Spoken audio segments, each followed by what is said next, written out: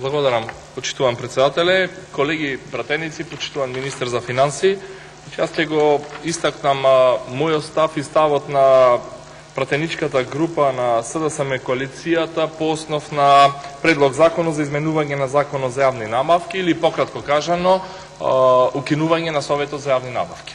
И ќе кажам со аргументи зошто сме за укинување на овој совет.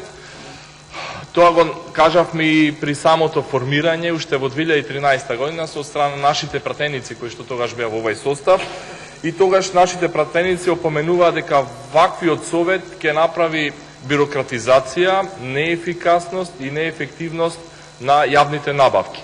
Наспроти, предлогот кој што тогаш се даваше дека со Советот за јавни набавки треба да се зголеми конкурентноста, транспарентноста, рационалноста и така натаму и така натаму.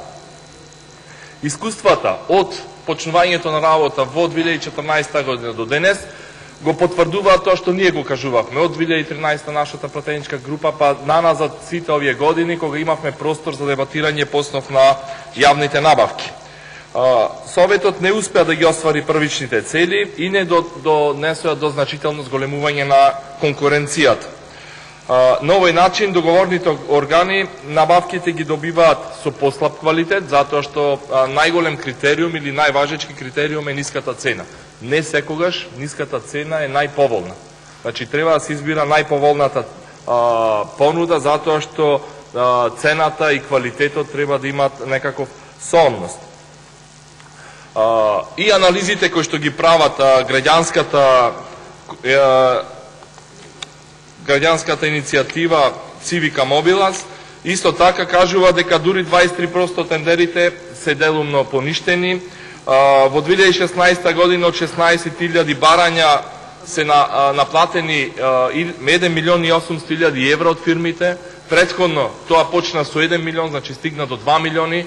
Сите овие години, овие средства кои што ги плаќале компаниите при учество на овие тендери, имаат дополнителни трошоци, што секако ја намалува и конкуренцијата.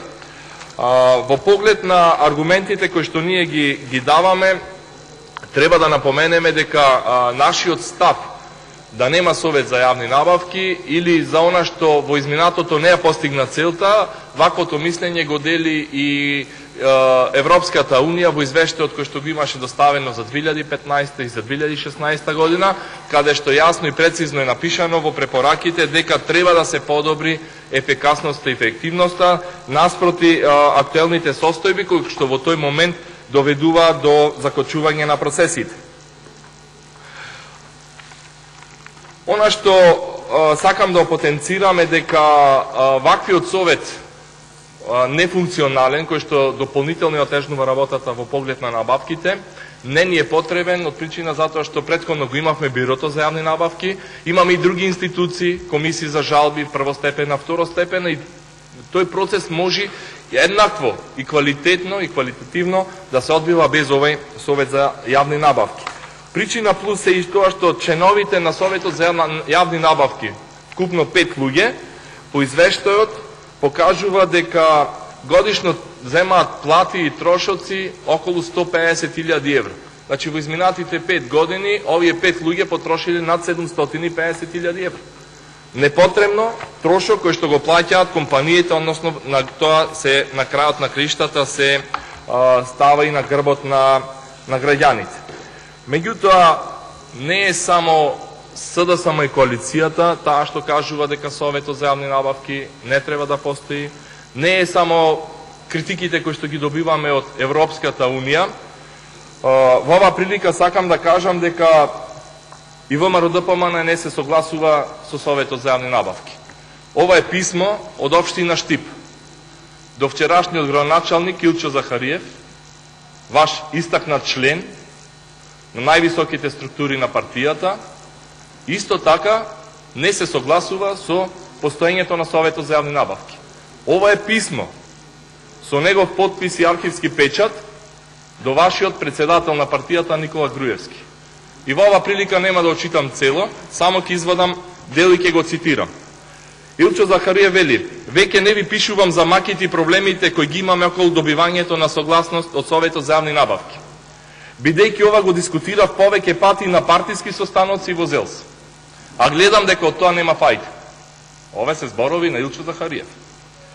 Техничката спецификација за набавки кој што ја презел од други општини, Советот за јавни набавки ја отфрлува и дава негативно мислење. Апсурд невиден и затоа што овие набавки ни се потребни сега, а не по една година. На крајот кажува, ова е мое последно писмо за Советот за јавни набавки. Не се случило Советот за јавни набавки од прва да ни даде согласност. Се наполнија пари експертите на сметка на општините и на јавните предпријатија. Пари кои што си ги користат за семинари и плати. Со ваква институција, Совет за јавни набавки, далеку не се стигнува. Ова го кажува Илчо Захариев, ваш партиски функционер, до вчерашен градоначалник, кој исто така, како нас, не се согласува со ваквиот начин на функционирање на Советот за јавни набавки. И сега, она што кажува колегата Илија Димовски од претходно, дали да се избрише или да се поправи, јас би кажал едно. Значи, ние со ова постапка и ќе го избришиме нештото, но и ќе го поправиме. Се бриши Советот за јавни набавки, а со новиот закон за јавни набавки се подобруваат условите и начинот на функционирањето на институциите, посебно на Бирото за јавни набавки и државните комисии за набавки. Меѓутоа, очигледно е дека не гледате интерес или не пројавувате интерес да поправиме грешка што сте ја направиле во минатото. Ваквото функционирање на овој совет, кажавме и во минатото, не носи добро за никој. Ниту за институциите, ниту за компаниите кои што учествуваат на овие тендери. Единствено, со ваквиот начин на функционирање на овој совет се добива можност за селективност, за притисок и врз институции, и врз компании, и впрочем на крајот да се згрижат тие 5 луѓе кои што земаат дебели плати и провизии, за да можат да прават таквата неселективност. Меѓутоа, ние кажавме и понатаму стоиме на ставот. Јавните набавки мора да бидат транспарентни и да бидат отчетни. Тие се пари на сите граѓани на Република Македонија. Транспарентноста е на прво место. Повеќе криминал и корупција нема. И токму затоа го поддржуваме предлогот на Министерството за финансии и министер Тедовски, Советот за јавни набавки веднаш да се укини, а потоа во понатамашни постапки да се донеси еден подобар закон за јавни набавки, каде што нормално ќе функционира државата. Благодарам.